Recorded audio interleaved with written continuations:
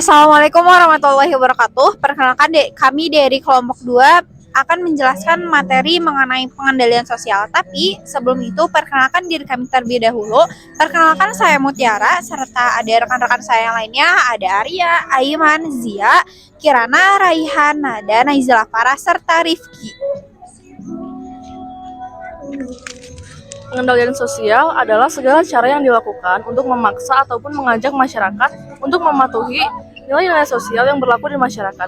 Dibagi menjadi dua, yaitu direncanakan, contohnya seperti polisi yang berencana untuk memberantas kejahatan, dan juga yang tidak direncanakan, seperti warga yang memukuli ataupun menasehati pencuri yang tertangkap. Ada dua sifat pengendalian sosial. Yang pertama adalah preventif, di mana preventif ini adalah sifat yang dilakukan sebelum hal-hal buruk atau perilaku-perilaku buruk terjadi. Contohnya adalah sosialisasi di sekolah mengenai pencegahan narkoba dan juga undang-undang yang mengatur tindak perilaku kriminal.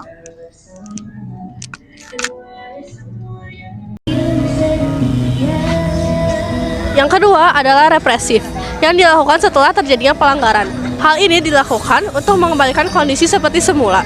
Contohnya adalah penertiban demo oleh pihak berwajib untuk ketentraman dan kenyamanan warga sekitar.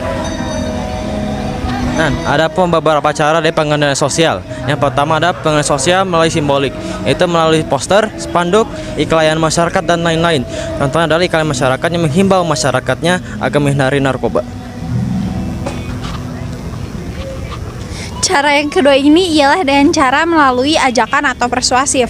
Pengendalian sosial ini lebih menekankan pada usaha untuk mengajak, membimbing, dan juga membujuk. Apa sih salah satu contohnya? Salah satu contohnya ialah memberitahukan penjelasan kepada pedagang kaki lima bahwa tempat berjualan mereka itu harus diatur dengan rapih. Supaya apa? Supaya tidak mengganggu lalu lintas dan juga kebersihan umum. Yang ketiga yaitu melalui kekerasan atau koersif. Pengendalian sosial dengan kekerasan atau koersif ini dilakukan dengan menggunakan cara paksa atau kekerasan yang seharusnya dilakukan jika cara yang persuasif tidak berjalan dengan baik. Salah satu contohnya yaitu Satpol PP yang menyita gerobak PKL yang berjualan di trotoar. Lalu yang keempat ada hukuman dan imbalan atau reward and punishment. Contohnya bisa kita temui di lingkungan sekolah kita sendiri, yaitu memberikan penghargaan kepada siswa yang sering menaati peraturan sekolah dan sebaliknya yaitu memberikan tugas tambahan kepada siswa yang tidak pernah mengerjakan tugas. Cara pengendalian sosial formal yaitu melalui lembaga resmi seperti perusahaan yang memiliki peraturannya tersendiri. Sedangkan cara pengendalian sosial informal melalui kelompok kecil yang tidak resmi seperti keluarga. Contohnya itu orang tua yang menegur anaknya yang tidak memberi salam ketika masuk di rumah orang lain.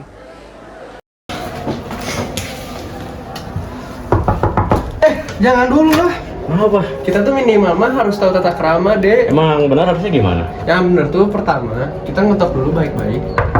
Terus bilang assalamualaikum. Assalamualaikum. Oh ya udah. Nah, gitu. Waalaikumsalam. Dah. Ayo masuk. Habisnya.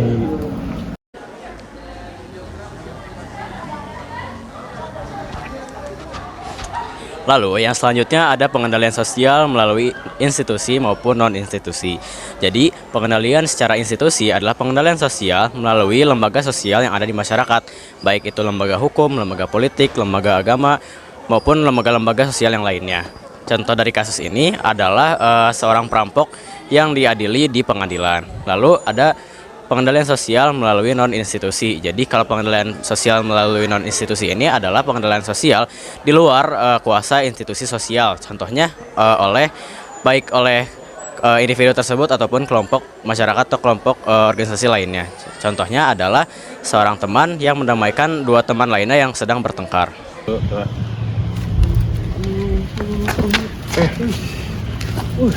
stop. Kalian nggak boleh berantem kayak gitu, kalian tuh harus bicarain baik-baik masalahnya. Lah gimana? Dia nabrak gue duluan. Nggak terima gue. Itu kan namanya nggak sengaja. Udah minta maaf. Gimana? Udahlah. Apa?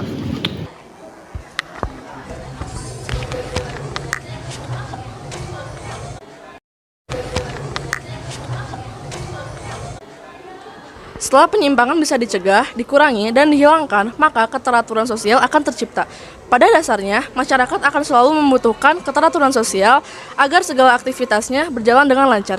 Sekian dari kelompok kami, kelompok 2. Mohon maaf bila ada kekurangan. Wassalamualaikum warahmatullahi wabarakatuh.